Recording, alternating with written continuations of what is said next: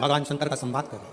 4 निशानी मेरे भगवान शंकर ने तुमको दे दी प्राप्त करने की। 4 शंकर भगवान से मिलने की 4 निशानियां सामने आती हैं। जब आप शिव महापुराण की कथा सुनते रहते हो, शिव जी के मंदिर जाते, एक लोटा जल चढ़ाते, शंकर का भजन करते करते साल निकलते चले गए। साल 4 निशानी मेरे भगवान शंकर ने तुमको दे दी प्राप्त करने की। 4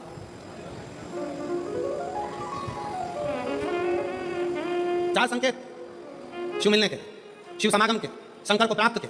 पहला संकेत भगवान शंकर देते हैं अपने भक्त को, जो भगवान शिव की कथा को निरंतर सुनता रहता है, शिवालय जाता रहता है, एक लोटा जल चढ़ाता रहता है, शिव को भजता रहता है, श्री शिवाय नमस्तुभ्यम कहता रहता है। उसको पहला संकेत भगवान शंकर देते हैं अपने मिलन का, उसको स्वप्न में दर्शन देते हैं। जब भगवान शंकर का दर्शन बार बार स्वप्न में होने लगे, समझ लेना कि तुमने पहली परीक्षा पास कर ली, तुम दूसरी क्लास में पहुंच रहे।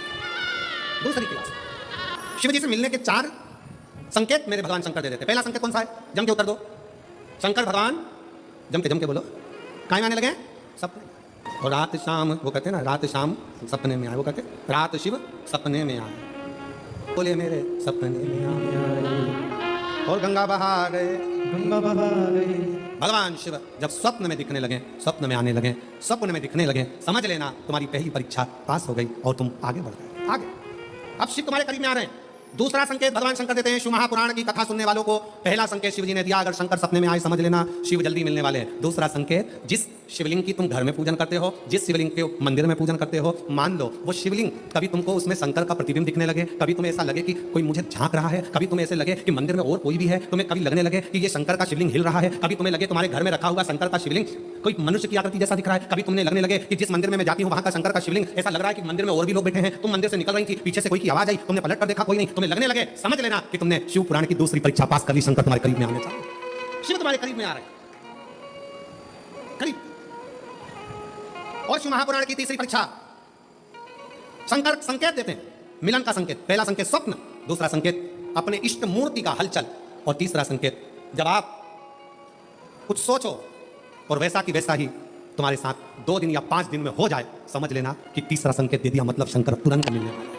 तुमने सोचा अपने बेटे से कहा, बेटा मत कर ऐसा, ऐसा करेगा तो उसके साथ ऐसा हो जाएगा, बेटी मैंने मुझे लग रहा है कि ये काम गलत है, बेटा तू ऐसा कर ले ऐसा हो जाएगा, संकेत तुम्हें मिलने लगे और तुम्हारी विवेक, तुम्हारा एंटीना, तुम्हारी बुद्धि, तुम्हारा चित्त प्रबल हो जाए, समझ लेना कि शिव मिलने वाला संकेत। शिव तीसरे नंबर का संकेत भगवान शंकर देते हैं जब आप शंकर के मंदिर में जाकर बैठो या अपने पूजन के स्थल पर जाकर बैठो और शंकर जी से आप बात कर रहे हो और उसका जवाब शिव देना प्रारंभ कर दें, संकेत में देना चालू कर दे, समझ लो शिव मिलने वाला। चौथा संकेत, अब चतुर्थ नंबर का संकेत, और ये संकेत नहीं है शिव का मिलना है, जब ये 3 परीक्षा पास हो जाती है तो चौथे नंबर की परीक्षा पास करने की जरूरत नहीं पड़ती है। दुनिया के लोग कहते हैं कि भगवान आते हैं 2-4 घंटे रुकते हैं, सब झूठ है। भगवान एक क्षण के लिए आता है और तुम्हारे सामने आकर तुम्हारे सामने से निकल कर चले जाता है और तुम्हें महसूस करा देता है कि मैं तेरे सामने आया था और निकल कर चले गया, तो मुझे पहचान नहीं पाया। आता है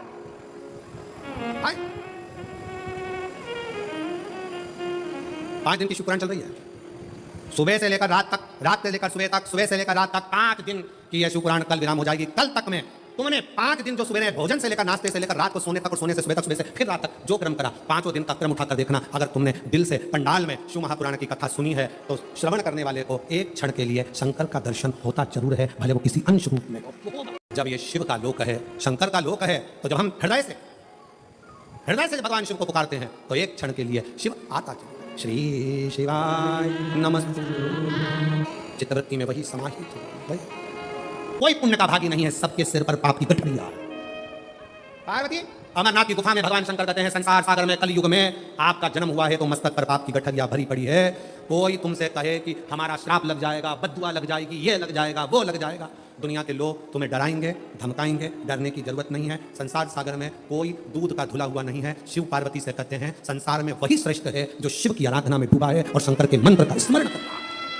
पाप सबके माथे पर है, 4 स्थान पर हर व्यक्ति से पाप होता है। पहला, झाड़ू लगाते समय छोटे जीव मर जाते हैं, पाप माथे चढ़ जाता है। दूसरा, वस्त्र धोते समय, नहाते समय छोटे छोटे जीव मर जाते हैं, उसका पाप माथे चढ़ जाता है। तीसरा, अग्नि जलाते समय, भोजन बनाते समय, गाय जलाते समय छोटे छोटे पतंगे मर जाते हैं, उसका पाप माथे चढ़ जाता है। चौथा, अपने घर से चलकर जब हम कहीं जाते हैं, अपने पांव के नीचे छोटे छोटे जीव मर जाते हैं, उसका पाप माथे चढ़ जाता है। 4 स्थान पर हर व्यक्ति से पाप होता है, प्रत्येक व्यक्ति के मस्तक पर पाप बंधा रहता है। पर सुन पार्वती, जो प्रतिदिन शिवालय में जाकर 1 लोटा जल शंकर को समर्पित करता है, वो धीरे धीरे पाप से मुक्त होकर मेरा अपना होते चले जाता है और वो संसार सागर से मुक्त हो जाता है।